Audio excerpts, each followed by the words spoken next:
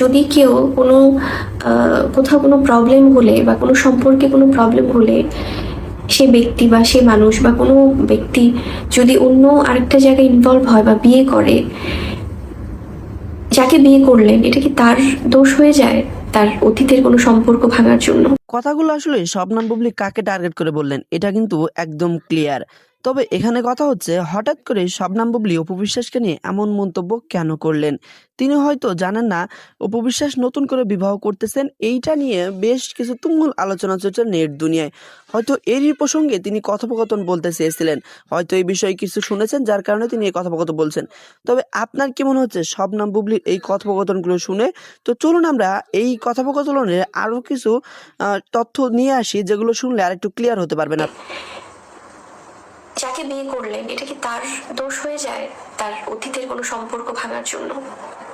এটা কি আমাদের সমাজে অনেকেই ইনভলভ হচ্ছে না?